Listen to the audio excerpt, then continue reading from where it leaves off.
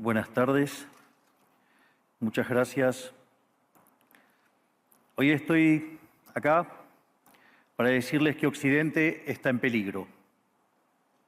Está en peligro porque aquellos que supuestamente deben defender los valores de Occidente se encuentran cooptados por una visión del mundo que inexorablemente conduce al socialismo y, en consecuencia, a la pobreza.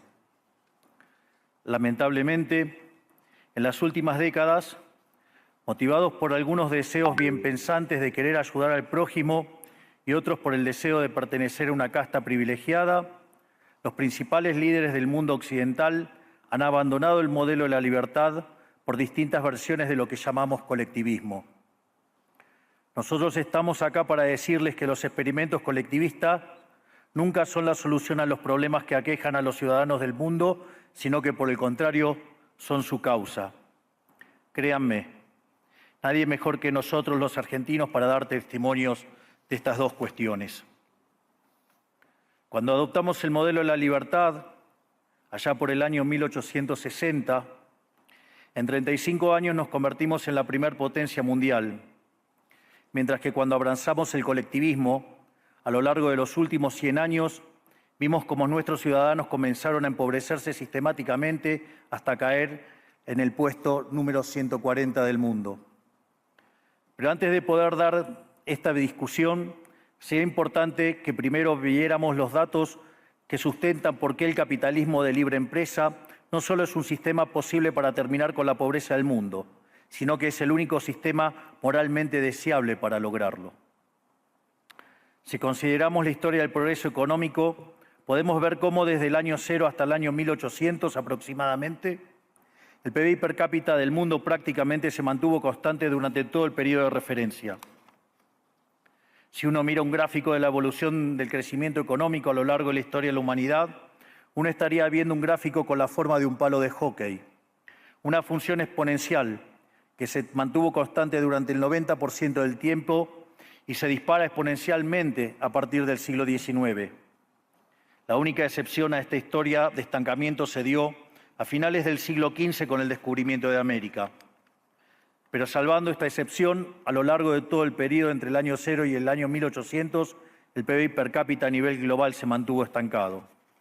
Ahora bien, no solo que el capitalismo generó una explosión de riqueza desde el momento que se adoptó como sistema económico, sino que, si uno analiza los datos, lo que se observa es que el crecimiento se viene acelerando a lo largo de todo el periodo. Durante todo el periodo comprendido entre el año 0 y el 1800, la tasa de crecimiento del PBI per cápita se mantuvo estable en torno al 0,02% anual, es decir, prácticamente sin crecimiento. A partir del siglo XIX, con la revolución industrial, la tasa de crecimiento pasa al 0,66%. A ese ritmo, para duplicar el PBI per cápita, se necesitarían crecer durante 107 años. Ahora bien, si observamos el periodo entre 1900 y 1950, la tasa de crecimiento se acelera al 1,66% anual. Ya no necesitamos 107 años para duplicar el PBI per cápita, sino 66. Y si tomamos el periodo comprendido entre 1950 y el año 2000, vemos que la tasa de crecimiento fue de 2,1% anual, lo que derivaría en que en solo 33 años podríamos duplicar el PBI per cápita del mundo. Esta tendencia, lejos de detenerse, se mantiene viva aún hoy. Si tomamos el periodo entre el año 2000 y el 2023, la tasa de crecimiento volvió a acelerar el 3% anual, lo que implica que podríamos duplicar nuestro PBI per cápita en el mundo en tan solo 23 años. Ahora bien, cuando se estudia el PBI per cápita desde el año 1800 al día de hoy, lo que se observa es que luego de la revolución industrial, el PBI per cápita mundial se multiplicó por más de 15 veces, generando una explosión de riqueza que sacó de la pobreza al 90% de la población mundial. No debemos olvidar nunca que para el año 1800, cerca del 95% de la población mundial vivía en la pobreza más extrema, mientras que ese número cayó al 5% para el año 2020, previo a la pandemia. La conclusión es obvia. Lejos de ser la causa de nuestros problemas, el capitalismo de libre empresa como sistema económico es la única herramienta que tenemos para terminar con el hambre, la pobreza y la indigencia a lo largo y a lo ancho de todo el planeta. La evidencia empírica es incuestionable. Por eso, como no cabe duda de que el capitalismo de libre mercado es superior en términos productivos, la doxa de izquierda ha atacado al capitalismo por sus cuestiones de moralidad, por ser, según ellos, dicen sus detractores, que es injusto. Dicen que el capitalismo es malo porque es individualista y que el colectivismo es bueno porque es altruista, con la ajena. Y en consecuencia bregan por la justicia social. Pero este concepto que en el primer mundo se ha puesto de moda en la última época, en mi país es una constante del discurso político desde hace más de 80 años. El problema es que la justicia social no es justa, sino que tampoco aporta al bienestar general. Muy por el contrario, es una idea intrínsecamente injusta, porque es violenta. Es injusta porque el Estado se financia a través de impuestos y los impuestos se cobran de manera coactiva. ¿O acaso alguno de nosotros puede decir que paga los impuestos de manera voluntaria? Lo cual significa que el Estado se financia a través de la coacción y que a mayor carga impositiva, mayor es la coacción, menor es la libertad. Quienes promueven la justicia social parten de la idea de que el conjunto de la economía es una torta que se puede repartir de una manera distinta. Pero esa torta no está dada, es riqueza que se va generando en lo que, por ejemplo, Israel Kirzler llama un proceso de descubrimiento de mercado. Si el bien o servicio que ofrece una empresa no es deseado, esa empresa quiebra a menos que se adecúe a lo que el mercado le está demandando. Si genera un producto de buena calidad a un buen precio atractivo, le va a ir bien y va a producir más. De modo que el mercado es un proceso de descubrimiento en el cual el capitalista encuentra sobre la marcha el rumbo correcto. Pero si el Estado castiga al capitalista por tener éxito y lo bloquea en este proceso de descubrimiento, destruye sus incentivos y las consecuencias de ello es que va a producir menos y la torta será más chica, generando perjuicio para el conjunto de la sociedad. El colectivismo, al inhibir estos procesos de descubrimiento y al dificultar la apropiación de lo descubierto, ata al emprendedor de las manos y le imposibilita producir mejores bienes y ofrecer mejores servicios a un mejor precio. ¿Cómo puede ser entonces que desde la academia, los organismos internacionales, la política y la teoría económica se demonice un sistema económico que no solo ha sacado de la pobreza más extrema al 90% de la población mundial y lo hace cada vez más rápido, sino que además es justo y moralmente superior? Gracias al capitalismo de libre empresa, hoy el mundo se encuentra en su mejor momento. No hubo nunca en toda la historia de la humanidad un momento de mayor prosperidad que el que vivimos hoy. El mundo de hoy es más libre, más rico, más pacífico y más próspero que en cualquier otro momento de nuestra historia. Esto es cierto para todos, pero en particular para aquellos países que son libres, donde respetan la libertad económica y los derechos de propiedad de los individuos. Porque aquellos países que son libres son 12 veces más ricos que los reprimidos. El decil más bajo de la distribución de los países libres vive mejor que el 90% de la población de los países reprimidos. Tiene 25 veces menos cantidad de pobres en el formato estándar y 50 veces menos en el formato extremo. Y por si eso fuera poco, los ciudadanos de los países libres viven un 25% más que los ciudadanos de los países reprimidos. Ahora bien, para entender qué venimos a defender, es importante definir de a qué hablamos nosotros cuando hablamos de libertarismo.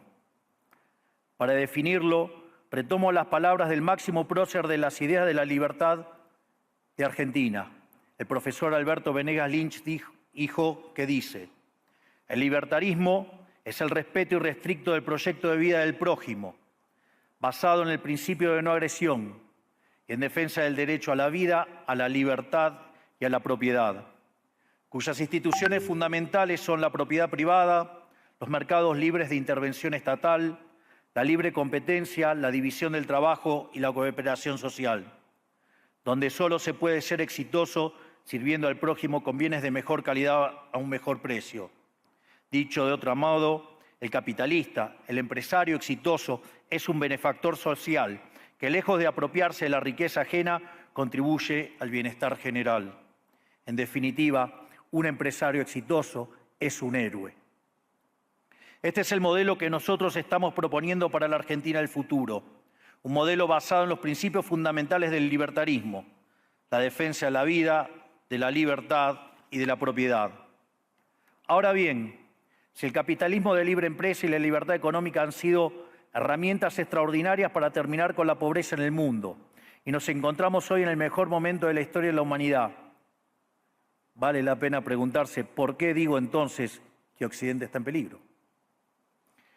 Digo que Occidente está en peligro justamente porque en aquellos países que deberíamos defender los valores del libre mercado, la propiedad privada y las demás instituciones del libertarismo, sectores del establishment político y económico, algunos por errores en su marco teórico y otros por ambición de poder, están socavando los fundamentos del libertarismo, abriéndole las puertas al socialismo y condenándonos potencialmente a la pobreza, a la miseria y el estancamiento. Porque nunca debe olvidarse que el socialismo es siempre y en todo lugar un fenómeno empobrecedor, que fracasó en todos los países que se intentó. Fue un fracaso en lo económico, fue un fracaso en lo social, fue un fracaso en lo cultural y además asesinó a más de 100 millones de seres humanos. El problema esencial de Occidente hoy es que no solo debemos enfrentarnos a quienes, aún luego de la caída del muro y la evidencia empírica abrumadora, siguen bregando por el socialismo empobrecedor, sino también a nuestros propios líderes, pensadores y académicos que, amparados en un marco teórico equivocado, socavan los fundamentos del sistema que nos ha dado la mayor expansión de riqueza y prosperidad de nuestra historia. El marco teórico al que me refiero es el de la teoría económica neoclásica, que diseña un instrumental que, sin quererlo, termina haciendo funcional la intromisión del Estado, el socialismo y la degradación de la sociedad. El problema de los neoclásicos es que, como el modelo del que se enamoraron no mapea contra la realidad, atribuyen el error al supuesto fallo del mercado, en vez de revisar las premisas de su modelo. Sobre pretexto de un supuesto fallo de mercado, se introducen regulaciones que lo único que generan es distorsiones en el sistema de precios que impiden el cálculo económico y, en consecuencia, el ahorro, la inversión y el crecimiento.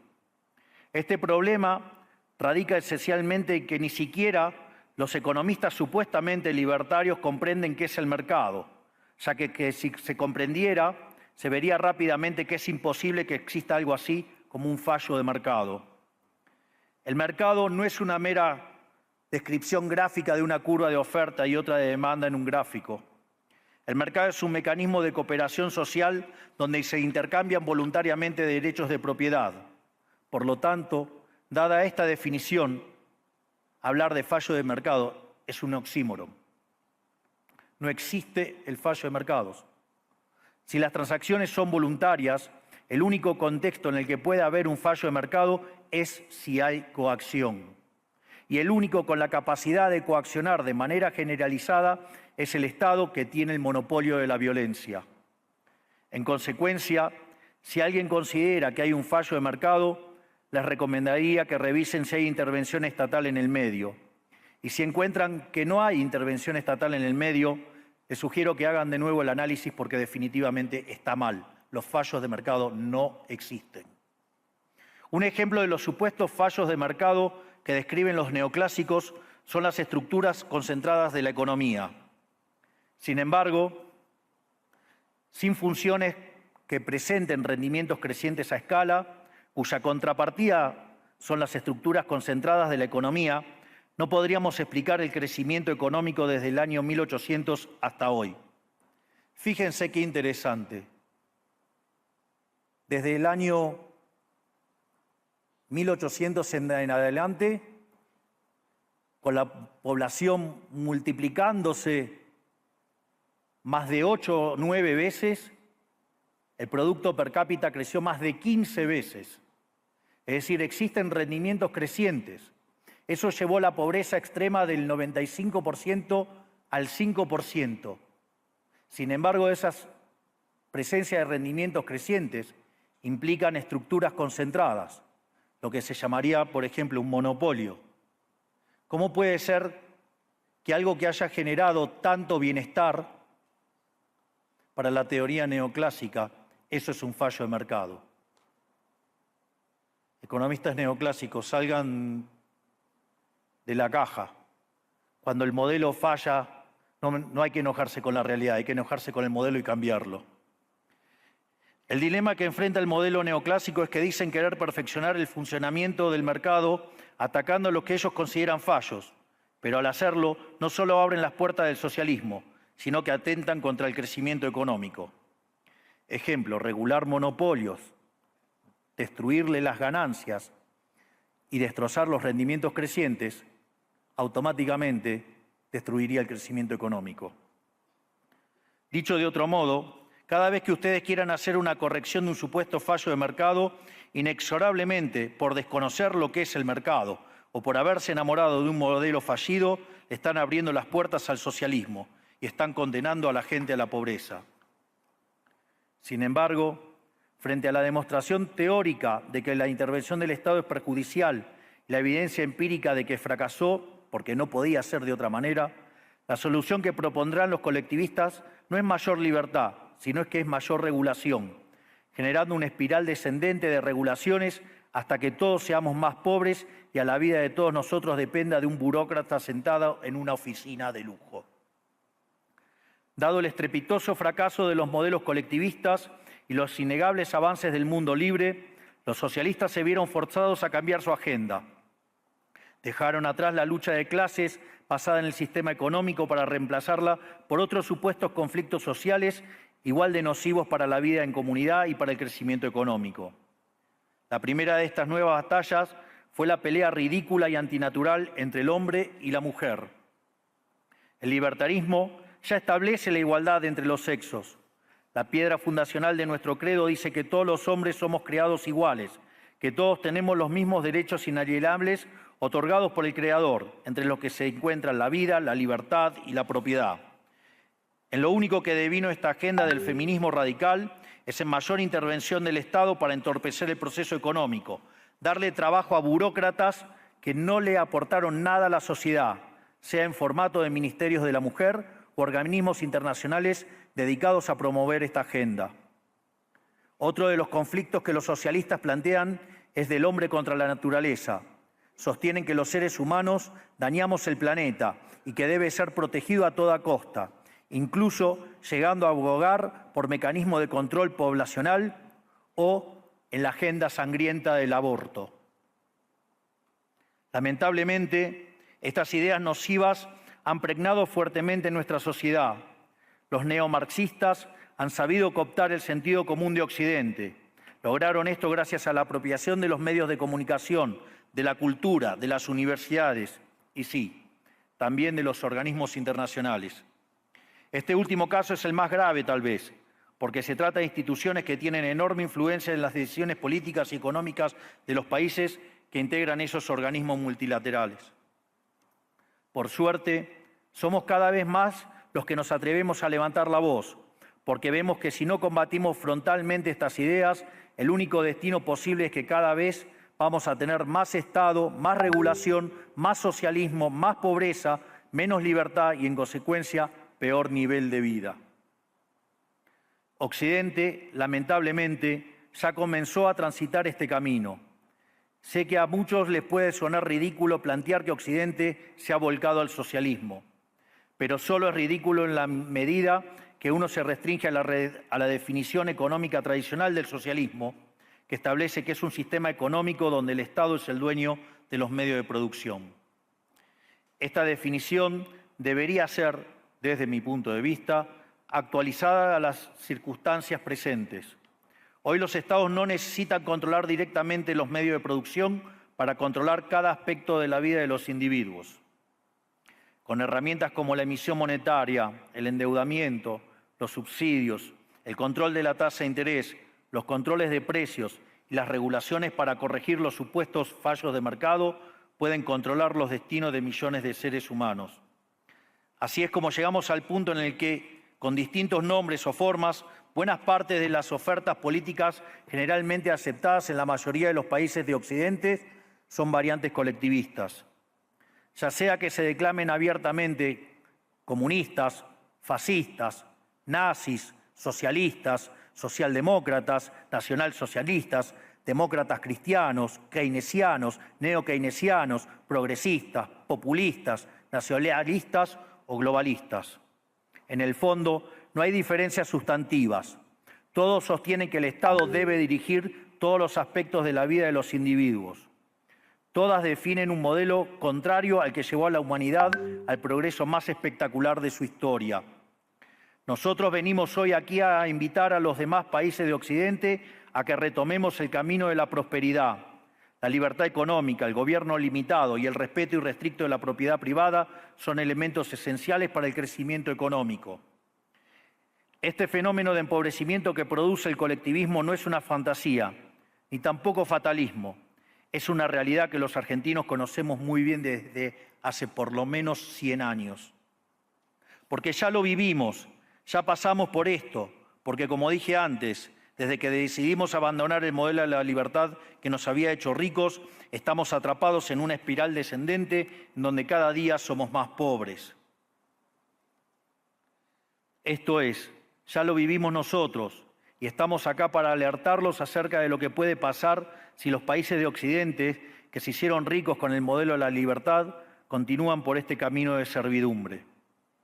El caso argentino es la demostración empírica de que no importa cuán rico seas, cuántos recursos naturales tengas, no importa cuán capacitada esté la población, ni cuán educada sea, ni cuántos lingotes de oro haya en las arcas del Banco Central. Si se adoptan medidas que entorpecen el libre funcionamiento de los mercados, la libre competencia, los sistemas de precios libres, si se entorpece el comercio, si se atenta contra la propiedad privada, el único destino posible es la pobreza. Por lo tanto, para finalizar, quiero darles un mensaje a todos los empresarios aquí presentes y a los que no están, pero nos están siguiendo desde todas partes del planeta. No se dejen amedrentar ni por la casta política ni por los parásitos que viven del Estado. No se entreguen a una clase política que lo único que quiere es perpetuarse en el poder y mantener sus privilegios. Ustedes son benefactores sociales, ustedes son héroes, ustedes son los creadores del periodo de prosperidad más extraordinario que jamás hayamos vivido. Que nadie les diga que su ambición es inmoral. Si ustedes ganan dinero es porque ofrecen un mejor producto a un mejor precio, contribuyendo de esa manera al bienestar general. No cedan al avance del Estado. El Estado no es la solución. El Estado es el problema mismo. Ustedes son los verdaderos protagonistas de esta historia y sepan que a partir de hoy cuentan con Argentina como un aliado incondicional. Muchísimas gracias y ¡viva la libertad, carajo!